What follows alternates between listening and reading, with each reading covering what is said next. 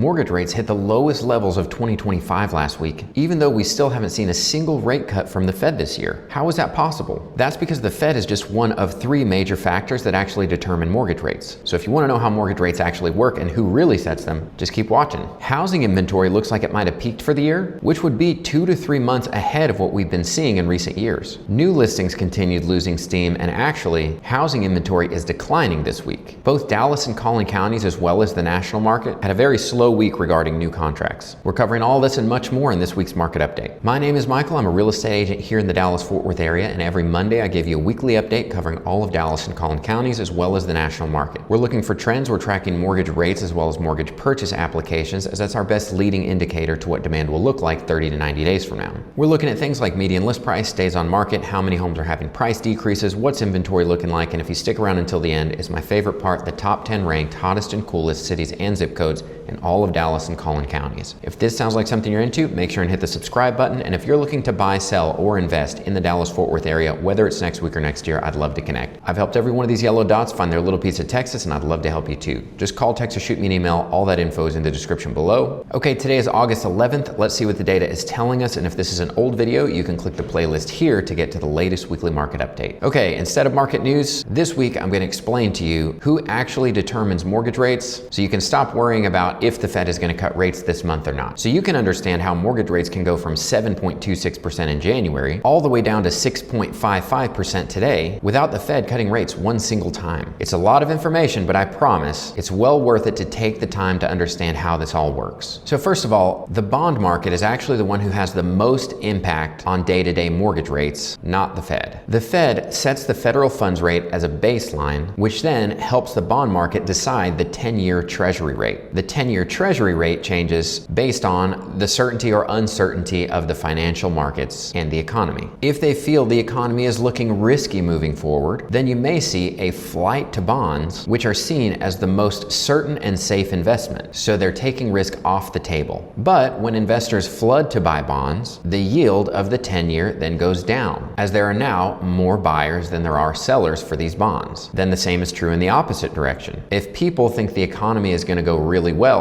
then they'll rush to sell their safe, low-yielding bonds to invest in something with a better return. So when everyone is selling their bonds, then the 10-year yield goes back up, as there are many more sellers than there are buyers. And once that yield goes back up high enough, it'll start attracting buyers again, which will drive the yield back down. So you have this seesaw effect constantly happening up and down on the 10-year yield. So first you've got the federal funds rate as the baseline, then you've got these bond auctions that are constantly happening, and that's moving the 10-year treasury rate up and down. And then the third component is known as the spreads. The spreads are very important for mortgage rates, and there's something that nobody ever talks about. So when I say the spreads, I'm simply talking about the difference between the 10-year yield and where mortgage rates are today. So if the 10-year rate is at 5% and mortgage rates are at 7%, then you have a spread of 2%, because 5 plus 2 equals 7. And the spreads, just like the 10-year, fluctuate based on the certainty of the market. And the individual banks and mortgage lenders are the ones who determine the spreads. This is why you can see such big differences in mortgage rates from the discount online lenders to the local lenders. Each bank sets their rate based on their cost of funds, which is impacted by the 10-year and the federal funds rate that we just talked about, then how much risk they perceive is in the market, and their own profit goals and expenses. So this is how you can get these discount online lenders offering way lower rates than local lenders. The way that works is all these lenders are working off the same base rate. But if you try to go with a discount lender online, you may be dealing with a company who has one underwriter for 10 loan officers who is way overworked and making $40K a year. So they attract you with the low rates, but what they don't tell you is that you're actually gambling as to whether or not your loan will ever close. And you won't even know you've taken a gamble until it's too late and you lost your dream home after you spent thousands of dollars on inspections and an appraisal. Because these discount lenders are still businesses trying to turn a profit. They're not giving you low rates out of the goodness of their heart. They just have almost no staff to pay, which in my experience is not a good thing, because the lender lenders who do have staff means someone is always going to answer your calls. You're certainly going to close and you're going to be able to do it quickly, which is super important in competitive situations. And things aren't going to get overlooked or fall through the cracks, which is then going to cost you your dream home. But in order to have all this staff, they have to charge it in the rate. That's how they pay those extra salaries and ensure that you have a great experience and close on time. You will always get what you pay for. And I genuinely mean, if you try to buy a house with an online discount lender, you are 100% gambling as to whether or not you're actually going to close on this house. Now, some of you will close with a discount lender and have a perfectly fine experience and never even know you were gambling, but lots of you won't.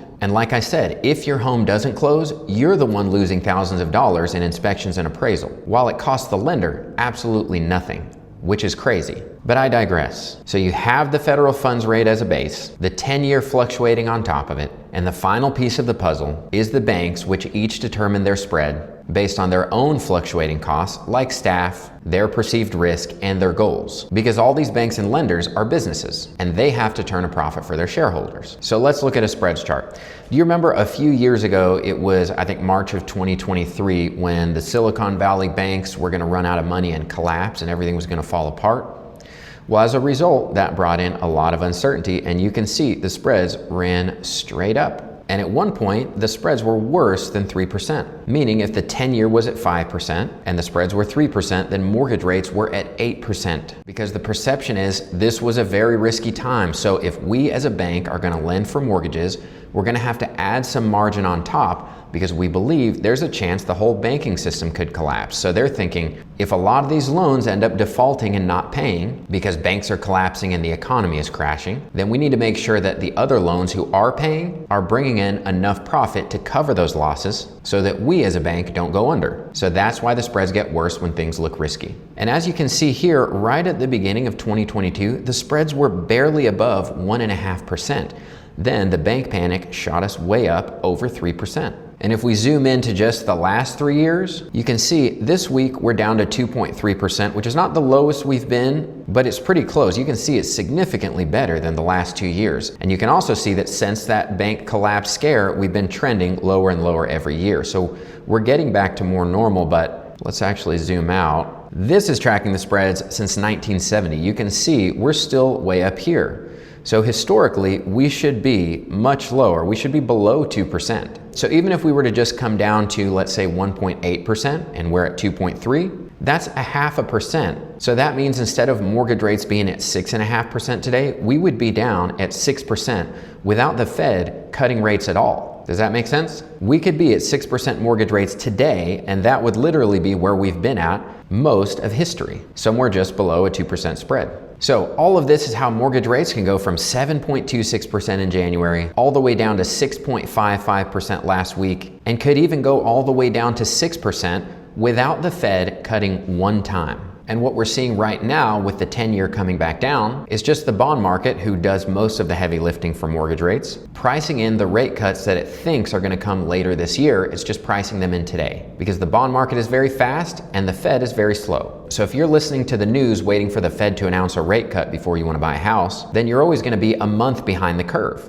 because by the time the Fed announces it, the bond market already did the cut a month before. Which is also why many times when the Fed finally announces their rate cut, mortgage rates will actually stay flat or even go up slightly on that day. Because what you're seeing on that day is just the normal daily market movement. What happens on that day has nothing to do with what the Fed announced. Unless, of course, the bond market got it wrong, then it could jump in the wrong direction quickly. But most of the time, what happens is just normal daily market fluctuations when they finally announce. So right now, if you want to see lower mortgage rates, you're hoping for three things. One is for mortgage rates to continue getting better. Like I said, we could be 0.5% lower right now, and that would be totally normal just if the spreads improve. Number two, economic labor data has to continue getting softer, which we actually did get in last week's jobs report, which is why mortgage rates came down to the lowest they've been all year. Because once the data finally looks like something is breaking, then the Fed is for sure going to cut rates. And as of now, we know unemployment above 4.3% is all we would need for the Fed to cut rates, because they said that back in December. But so far, we've been stuck at 4.2% for months. And then number three, if the Fed would just get more dovish in its commentary, just expressing a willingness that it's going to do more to help the economy avoid a recession, that would do it. And this likely isn't going to happen with Powell, but his term is up at the middle of next year, at which point Trump is going to replace him with somebody who will be in support of cutting rates immediately. But again, even that may be priced in months ahead by the bond market. So,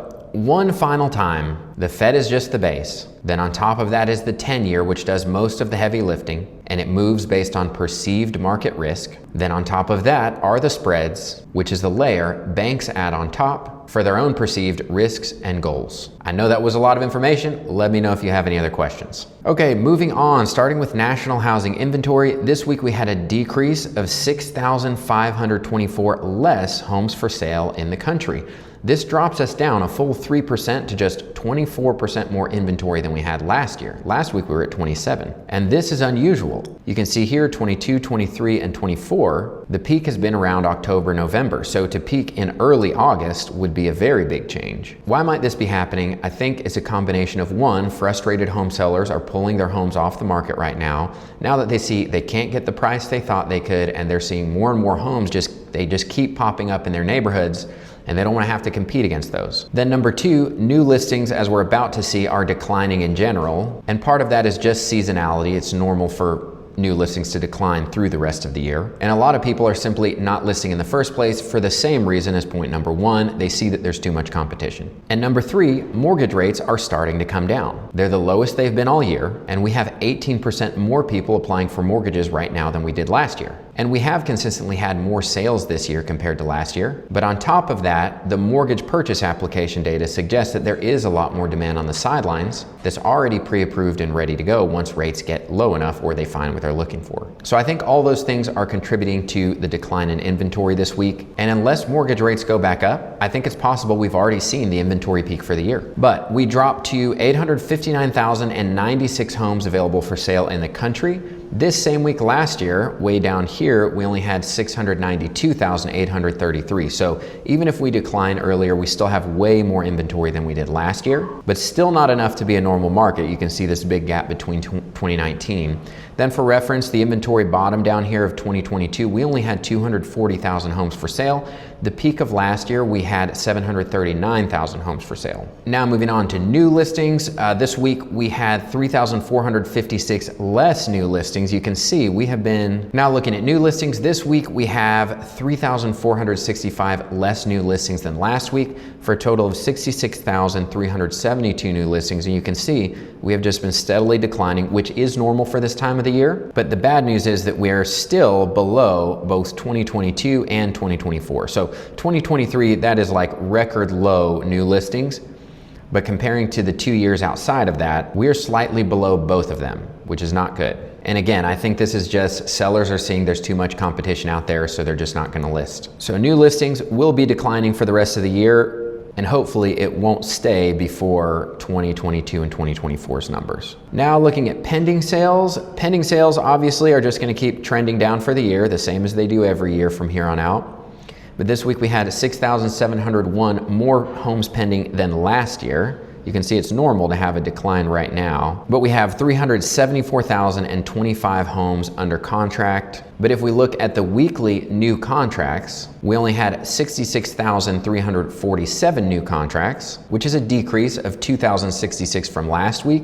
And even though we've pretty consistently been above the previous year's weekly contract numbers, we dipped below by about 4,500 homes this week. That's this big gap. Again, that's just 1 week data. We never worry about that. The trend is we have been over for most of the year, and I would expect it's going to bounce back up next week. Then the last thing we cover nationally is the percentage of homes having price decreases. Every year it's normal for a third of homes to take a price cut before selling. Looking at the national chart, we've been pretty flat the last few weeks, and This week again, we climbed just 0.1% up to 41.8%. So we've just been doing little 0.1% increases the last couple weeks. But you can see we're following a pretty similar trajectory to 2024 to last year. So it's likely that around here is going to be the top, and then it's going to curve down at the end of the year. I don't think we're going to see as high as 2022, but last year we got as high as 39.9%, the year before 39.2%, and then in 2022 we got all the way up to 43.2%, and again, as of now, we're at 41.8%. I don't think we're going to get up there. But just so you know, if you want prices to come down, this number has to continue going up. But with rates coming down, I don't think this number is going to continue up. Now moving on to mortgage rates. You can see we started last week at a 6.57, got as low as a 6.55 and ended at a 6.57. But you can see the previous low was a 6.6. So we spent all of last week below the lowest. And we haven't been that low since October 4th of 2024. Then regarding mortgage purchase applications, this week we had a 2% week-to-week increase, which puts us at 18% year-over-year increase in the number of people applying for mortgages this week, which gives us 24 straight weeks of positive year-over-year growth. That's why we've been seeing more sales this year, as well as it's showing there is a lot of demand on the sidelines of people that are already pre-approved. So if conditions improve a little, if we trend even lower than 6.5 and get closer to a 6% like we could just based on the spreads, I think a lot of these people who are already approved are going to start buying. And I've been saying it for more than a year, the real demand is going to come into the market once rates get at or below 6% for a sustained period of time. The evidence we have of that is that new construction has been offering rates below 6% for a long time now, and they've been selling way more efficiently than pre-owned homes. All right, now we're moving on to the local markets, starting with the MLS data of Dallas County. This week we had 599 new listings, which is 47 less than last week. And you're going to see consistently, we had a big spike last week. I have no idea why. And then we came right back down this week. So it's almost like if you just take the average of the last 2 weeks, then last week and this week were both totally normal. But instead we saw a spike up and a spike down. But if you just average them out, everything is just normal. So 47 less new listings than the previous week. Closings, we had only 255, which is 109 less. But we had a huge spike up the previous week. So if you average both of these out, it comes out, I think it was like 309. Which would be 2 totally normal weeks if they were both 309. Instead, we got 364 and 255, but that's 109 less than the previous week. Of the homes closed, 41 were immediate sales, meaning they contracted within the first week, which is 14 less than last week. We only had 291 new contracts this week, which is 35 less than last week. Now that number is not too far off. You can see there's a lot around here, 280, 270, 250. So the new contracts is still pretty consistent. But again, we had a spike last week for some reason. But in total, we have 2,154 homes either under contract or pending, and that's 5 more than last week. Now moving on to Collin County, we had 481 new listings, that's 20 less than last week. 246 closings, which is 92 less than last week. But again, if you average those two out, we'd be just under 300, which you can see 260, 250, 329, we'd be right in the ballpark of normal. Of the homes that closed, 36 were immediate sales, that's 2 less than last week. We had 192 contracts, which is 10 less than last week, but still 202, 192, 192, totally normal numbers here as far as contracts. And in total, we have 1,917 homes either under contract or pending in Collin County, and that's 15 less than last week. So if you just average the last 2 weeks, everything is normal. Now we're moving on to the Market Action Index. If you've never seen this, it takes into account all this data, puts it into one easy to read graphic with a number. Anything at 30 or below is a buyer's market. Above that, we're asking how much of a seller's market are we in? And all we use this for is to see, are things looking normal or is there anything we should be worried about? So the Market Action Index is currently at 35, which is a slight seller's advantage. We've been around there for a long time. You can see it's been a slow, steady trend down, which is normal for this time of year and through the rest of the year. But it was pretty flat this week. From 0.31 to 0.25, you can see it looks like it just goes flat. But the median list price finally drops down after a few weeks around 420. It drops down to 415. Median price of new listings didn't really, it had a slight drop, but it's still within this range. So it's not even to the bottom of its range on price of new listings. Average days on market actually went down by 1 and median went down. This only goes in 7-day increments, so it looks like a big jump.